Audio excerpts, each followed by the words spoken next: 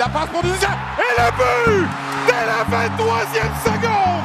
Anthony Duclair qui marque, c'est 1-0! C'est une belle vitrine de la Ligue de hockey junior majeur du Québec parce que ça donne l'opportunité non seulement à nos joueurs d'y participer, mais également aux amateurs de hockey junior de voir le championnat mondial junior, qui est la meilleure compétition de hockey junior mondial qui va se dérouler à Montréal.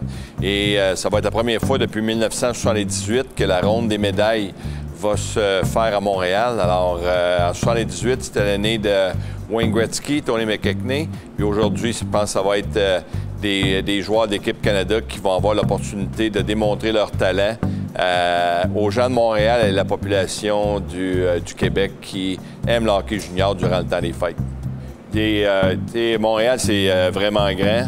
D'avoir la finale à Montréal avec notre équipe l'Armada qui fait quand même rayonner le hockey junior à Montréal, ça va être une belle opportunité pour nos gens, comme je dis, de voir un championnat aussi relevé que le championnat mondial junior, des joueurs de grand talent, des joueurs déjà sélectionnés par des équipes de la Ligue nationale. Puis on voit comment est-ce que le hockey junior a évolué mondialement. Donc, c'est une belle vitrine pour notre Ligue, c'est une belle vitrine pour la Ligue canadienne de hockey et c'est une opportunité extraordinaire pour les amateurs de voir un tournoi très relevé.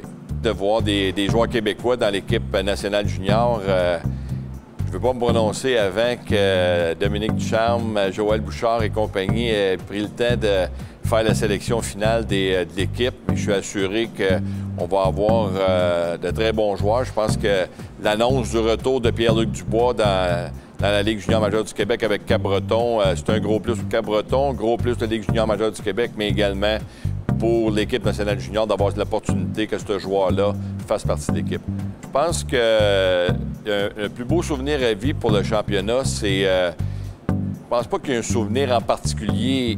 C'est toujours un événement extraordinaire, c'est toujours une opportunité qu'on a de voir les meilleurs joueurs, mais je pense que lorsque tu es sur place, que tu as l'opportunité de voir Équipe Canada remporter la médaille, voir l'interprétation de l'hymne national de ton pays, peu importe l'endroit où est-ce que le championnat a lieu, c'est un moment très fort que les joueurs vivent, que les parents, les spectateurs qui grandissent de plus en plus en grand nombre qui se présentent à cet événement-là. C'est ça qui est des beaux moments que le hockey, le championnat mondial junior nous fait vivre.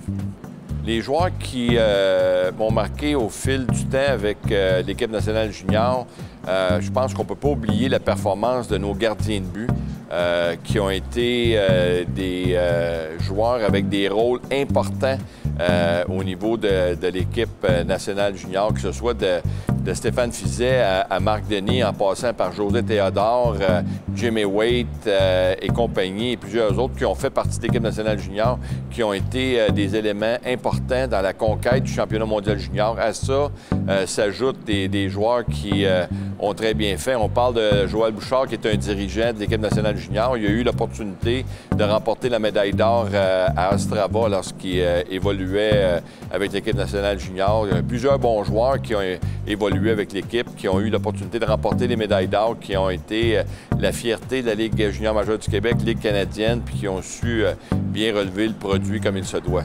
C'est toujours plaisant d'avoir un entraîneur qui reconnaît sa juste valeur. On sait que c'est très relevé cette compétition-là, que c'est un événement très important, beaucoup de pression. Ça amène également beaucoup de prestige, une belle visibilité. Entre autres, cette année, un gars comme Dominique Ducharme va vivre cette opportunité-là. Je suis très content pour lui.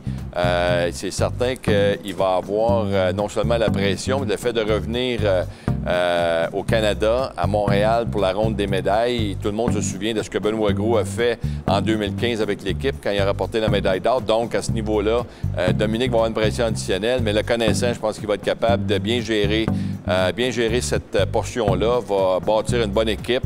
Puis, je suis très confiant que le club va bien performer.